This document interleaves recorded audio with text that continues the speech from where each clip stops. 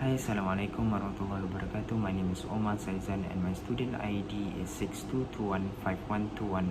6221512196. And today I'll be talking about the failure and damage in Toyota. In October 2009, the first of a series of highly publicized Toyota vehicle recalls in the United States caught consumers off guard. Toyota recalled 3.8 million vehicles in the United States, citing a potential issue in which incorrectly placed or improperly fitted floor mats beneath the driver's seat could cause uncontrollable acceleration in a range of models. A report of a horrible collision in California in which the accelerator of a Lexus vehicle became stuck, killing the driver, triggered the recall. The National Highway Traffic Safety Administration urged Toyota to recall fifth vehicles and kinds after receiving several reports unintended acceleration caused by sticky gas pedals. Despite Toyota's lengthy history of producing reliable, low-defect vehicles, consumer opinions of quality are frequently influenced by media reports and their overall timeliness. The popular perception may differ from objective measures. In the case of Toyota, there were clear evidence that the quality of its goods had deteriorated in recent years. Furthermore, the improvements occurred at a time when several of Toyota's competitors, such as Ford, Chevrolet, and Hyundai, were manufacturing better cars. Following reports of unintended acceleration in some vehicles, Toyota initiated the recalls. First two with the assistance of the United States National Highway Traffic Safety Administration (TSA). The first recall was issued on November 2009 to remedy a possible intrusion of an incorrect or out-of-place front driver's side floor mat into the foot pedal well, which can cause pedal entrapment. After it was discovered that certain crashes were not caused by floor mat encroachment, the second recall commenced on January 21, 2010. Toyota labeled the later issue sticking accelerator pedal after determining that it was caused by a mechanical sticking of the accelerator pedal resulting in unexpected acceleration. The original action was initiated by Toyota in their defect information report dated October 5, 2009, amended January 27, 2010. The following floor mat and accelerator pedal recalls, Toyota also issued a separate recall for hybrid anti-lock brake software in February 2010. Toyota had announced recalls of about 5.2 million vehicles for pedal compression mat problem and an additional 2.3 million vehicles for the accelerator pedal problem as of January 28, 2010. Both affect about 1.7 million automobiles. Some Lexus and Pontiac models were also affected. Toyota expanded the recall the next day to include 1.8 million vehicles in Europe and 75,000 in China. By that time, Toyota had recalled a total of 9 million vehicles worldwide. As a result of the accelerator pedal recall, sales of some recalled models were halted for several weeks, while vehicles awaited replacement components. As of January 2010, 21 deaths were alleged due to the pedal problem since 2000. But following the January 28th recall, additional NHTSA complaints brought the alleged total to 37. Following the recall announcement, the number of purported victims and reported difficulties skyrocketed, despite the fact that the causes of individual claims were difficult to verify. The magnitude of the rapid acceleration issue as well as the credibility of victim and problem reports were questioned by government authorities, automotive professionals, Toyota, and members of general public. Various parties attributed on February 8, 2011, the NHTSA, in collaboration with NASA, released its finding into the investigation on the Toyota drive-by-wire throttle system. After a 10-month research, NASA and NHTSA scientists found no electronic defect on Toyota vehicles. Driver error or pedal misapplication was found responsible for most of the incidents. The report ended, stating, "Our conclusion is Toyota's problems were mechanical, not electrical." This included sticking accelerator pedals and pedals caught under floor mats. On October 24, 2013, however, a jury decided against Toyota, concluding that unintended acceleration could have been caused by flaws in the drive-by-wire throttle system or electronic throttle control system (ETCS). Michael Barr of the Barr Group testified that NASA was unable to complete its studies of Toyota's ETCS, that Toyota didn't adhere the best practices for real-time life essential software, and that a single bit flip induced by cosmic rays might result in unintended acceleration. Furthermore, the real-time operating system's runtime stack was insufficiently large, and it was conceivable for the stack to grow large enough to overwrite data, resulting in unintentional acceleration. As a result, Toyota has engaged into an agreement talks with its plaintiffs. That's all for me. Thank you. Thank you to the previous presenter. In this question 2, the 8 HR process that contribute to Toyota's downfall, the first one is reward and recognition. Reiterations of positive comments and recognitions of a job well done. Any formal incentive system should have as its primary objective the promotion and cultivations of behaviors that are desirable, while simultaneously discouraging behaviors that are undesirable. Employees who are successful in persuading management to take early action on erroneous data should be recognized as an integral part of the process. This should be done in order to ensure that the data quality is maintained. More detailed instructions individuals should make an effort to participate in training opportunities so that they can obtain the skills and the information necessary for their own success. They are able to identify any situations that may arise and react in a manner that is suitable for the situations. Act, plan, do, and check are the instructions that should be followed. This section will walk you through Toyota one-of-a-kind 4-step process and explain it. The third one is risk assessment. It is uncommon for individual department units to establish a risk assessment team whose primary responsibility is to carry out this activity. This is one of the unusual exemptions to the rule, is to investigate and evaluate the risks that are posed by ineffective procedures that are carried out by employees. The next one is the performance management strategy.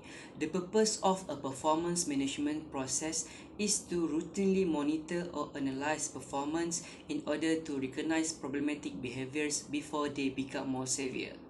The next one is the character of the organization culture. This is the purpose of a company's culture is to supply, instill in its workforce a set of values and behaviors that are harmonious with those of the company. Because this error happened under difficult driving conditions, it is impossible to place blame on the assembly cluster for them.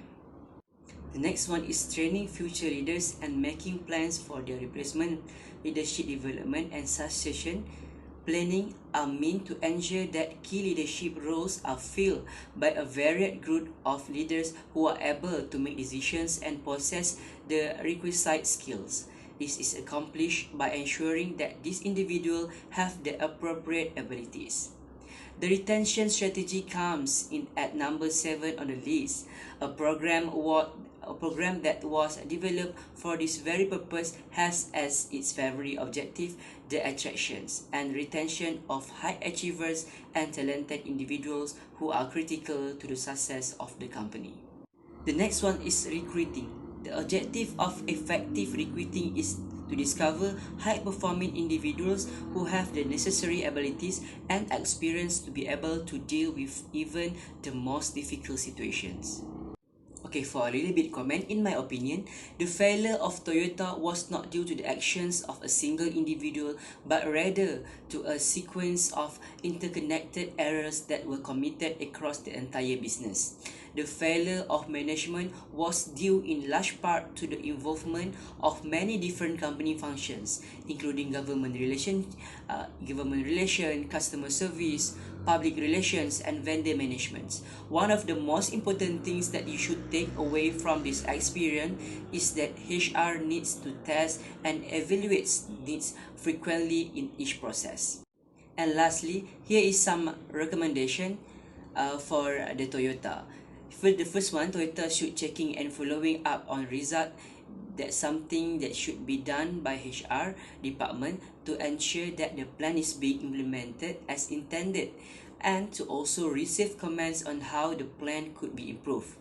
The next one is implementation of improvement should be standardized, and a mechanism should be built, and a continuous strategy should be planned to maintain the improvement. And the last one is develop a list of in-depth and significant questions to ask at the interview, as well as job simulations, aptitude tests, and checks on reference. Thank you. I will pass these presentations to the next presenter. Assalamualaikum warahmatullahi wabarakatuh. Thank you to my friend, and from now on I will take over this presentation. Okay, as we know, Japanese automaker Toyota has long been seen as a case study in organizational structure. Explore Toyota's customer first, quality first mantra, centralized decision-making strategy, advantage and disadvantages of the system, production problem, and global organizational structure. Okay, for the third question, what we can learn from Toyota? Okay, first, we can learn for organizational behavior is customer first, quality first.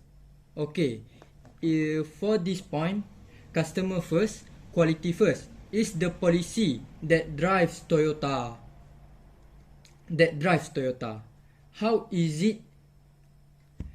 it that the company able to make both the customer and quality is priority? Toyota would say the answer is in its organizational structure. A company's organizational structure describes how an organization accomplish its goal, decide the tasks that need to be performed, and who makes the decision. Okay. Toyota production system is and its organizational structure had long been lauded as the most efficient and effective, which create a culture of excellence. They use what they call a just-in-time production system, which means raw material are delivered to the production facility just as they are needed. This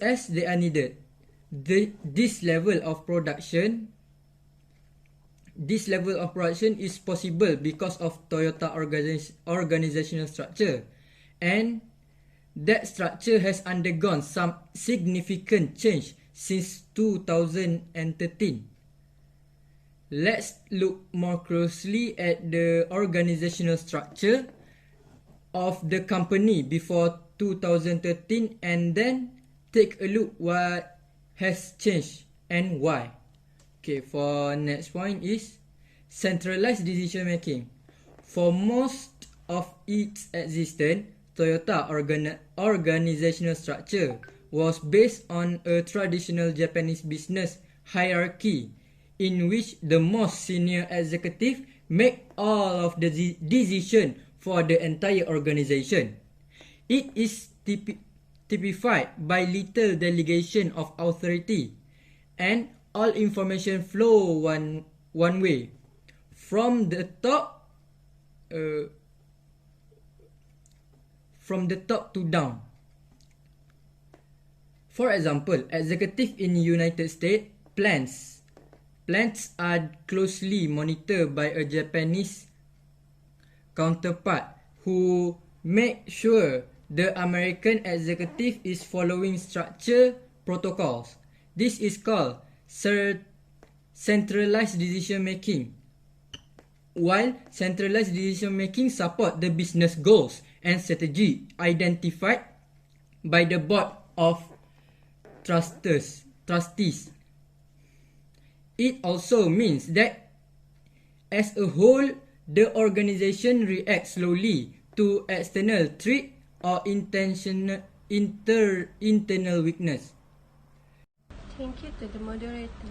So, based on this situation, to avoid Toyota failures at Proton, I recommend Proton to offer the job training for all new workers as well as those who fail to meet Proton organizational objectives and KPIs. HR department must develop a yearly training program for all of its employees. The head departments need to determine the training requirement of their personnel and also invite them to enroll for the training session. Each employee is required to attend at least 2 training sessions each year as part of their yearly KPIs. Even the management admits that not all employees will send out to the external training since it is expensive, but to provide a good training, it will call upon to conduct Proton training. This is less expensive than sending external training. Also, I believe it will give a valuable exposure when interacting with people from a different organization and sector. They may share their ideas, information, and experience. As per my observation, the Proton department is still lacking in replacement planning. Considering that, I urge management that in order to enhance the work culture at Proton based on Toyota mistake, customer input be taken seriously and improvement plans are devised based on the consumer satisfaction survey. Communication is also essential for improving a product quality and development. When Toyota is assaulted with unfavorable media from all sources, the above recommendation is easier said than done. Why? This may be true. The reality remains that Toyota is not pursuing the proper strategy and as a result is incurring hundreds of billions in unneeded expense to deal with a mistaken issue.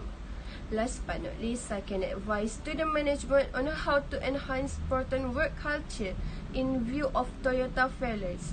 Great person that focus tend to emphasize people when making choice and believe people determine organizational success and productivity. When making choices, the organization with a heavy task orientation can prioritize tasks and procedure and also think the efficient and quality promote organizational performance and productivity. None organization should take its quality procedure and system for the granted. Even the greatest Toyota company can fail if not treated with a care.